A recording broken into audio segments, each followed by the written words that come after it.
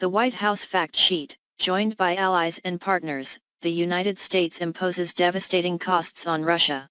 February 24, 2022. Russia to face massive costs from its isolation from the global financial and trade system and cutting-edge technology. Today, the United States, along with allies and partners, is imposing severe and immediate economic costs on Russia in response to Putin's war of choice against Ukraine.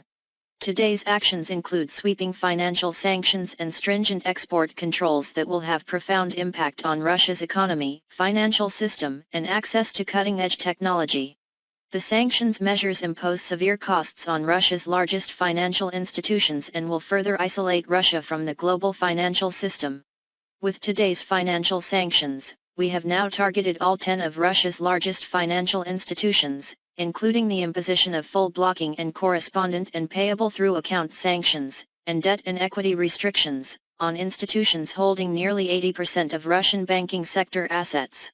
The unprecedented export control measures will cut off more than half of Russia's high-tech imports, restricting Russia's access to vital technological inputs, atrophying its industrial base, and undercutting Russia's strategic ambitions to exert influence on the world stage.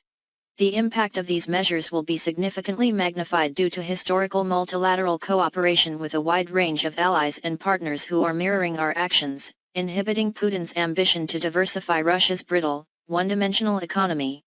The scale of Putin's aggression and the threat it poses to the international order require a resolute response, and we will continue imposing severe costs if he does not change course. Putin's threatening actions and now his unprovoked aggression toward Ukraine are being met with an unprecedented level of multilateral cooperation. The United States welcomes the commitments by Australia, Canada, the European Union, Japan, and the United Kingdom that they will also take similarly forceful actions to hold Russia accountable, demonstrating the strength of our partnerships and deepening the impact on Russia more than any action we could have taken alone. This follows our joint action earlier this week to impose a first tranche of severe sanctions on Russia. As a result of Putin's war of choice, Russia will face immediate and intense pressure on its economy, and massive costs from its isolation from the global financial system, global trade, and cutting-edge technology. This includes cutting off Russia's largest bank from the U.S. financial system, a significant blow to its ability to function and process global trade. It also includes full blocking sanctions on Russia's second-largest bank, freezing any of its assets touching the U.S. financial system.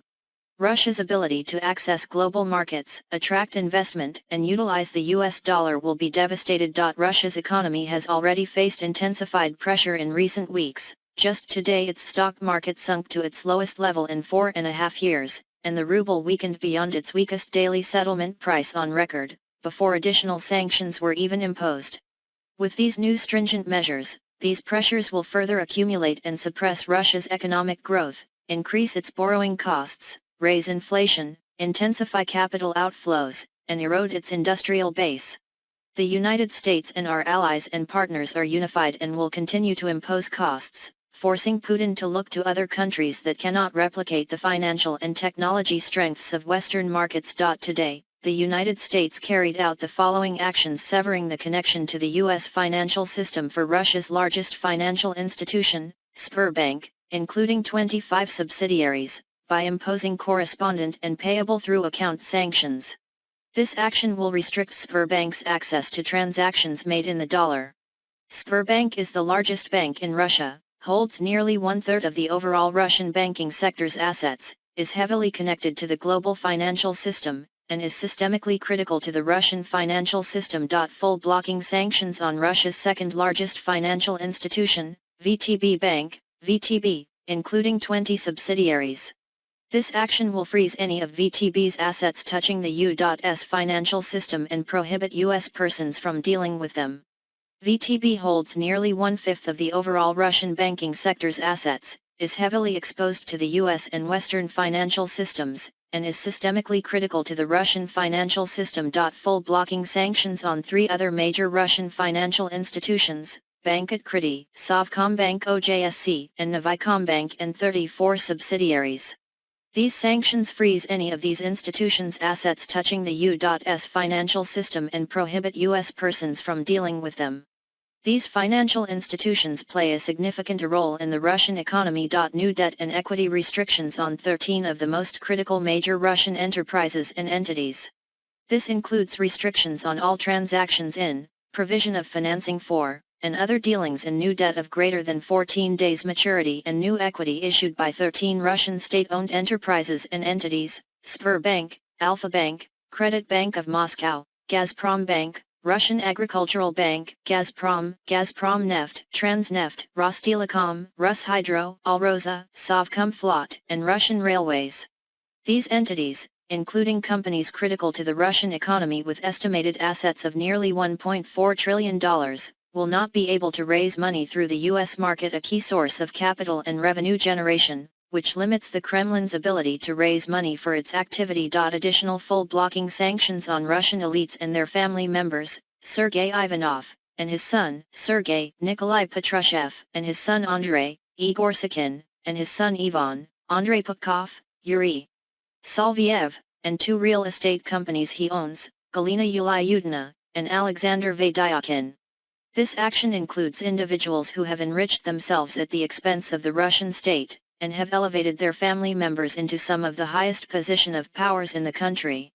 It also includes financial figures who sit atop Russia's largest financial institutions and are responsible for providing the resources necessary to support Putin's invasion of Ukraine. This action follows up on yesterday's action targeting Russian elites and their family members and cuts them off from the U.S. financial system, freezes any assets they hold in the United States, and blocks their travel to the United States. Costs on Belarus for supporting a further invasion of Ukraine by sanctioning 24 Belarusian individuals and entities, including targeting Belarus military and financial capabilities by sanctioning 2 significant Belarusian state-owned banks, 9 defense firms, and 7 regime-connected official and elites. We call on Belarus to withdraw its support for Russian aggression in Ukraine. Sweeping restrictions on Russia's military to strike a blow to Putin's military and strategic ambitions. This includes measures against military end users, including the Russian Ministry of Defense. Exports of nearly all U.S. items and items produced in foreign countries using certain U.S. origin software, technology, or equipment will be restricted to targeted military end users. These comprehensive restrictions apply to the Russian Ministry of Defense, including the Armed Forces of Russia, wherever located. Russia-wide restrictions to choke off Russia's import of technological goods critical to a diversified economy and Putin's ability to project power. This includes Russia-wide denial of exports of sensitive technology, primarily targeting the Russian defense, aviation, and maritime sectors to cut off Russia's access to cutting-edge technology. In addition to sweeping restrictions on the Russian defense sector, the United States government will impose Russia-wide restrictions on sensitive U.S. technologies produced in foreign countries using U.S. origin software, technology, or equipment. This includes Russia-wide restrictions on semiconductors, telecommunication, encryption security, lasers, sensors, navigation, avionics, and maritime technologies. These severe and sustained controls will cut off Russia's access to cutting-edge technology. Historical multilateral cooperation that serves as a force multiplier in restricting more than $50 billion in key inputs to Russia, impacting far more than that in Russia's production. As a result of this multilateral coordination, we will provide an exemption for other countries that adopt equally stringent measures. Countries that adopt substantially similar export restrictions are exempted from new U.S. licensing requirements for items produced in their countries. The European Union, Australia, Japan, Canada, New Zealand, and the United Kingdom have already communicated their plans for parallel actions. This unprecedented coordination significantly expands the scope of restrictions on Russia. Further engagement with allies and partners will continue to maximize the impact on Russia's military capabilities.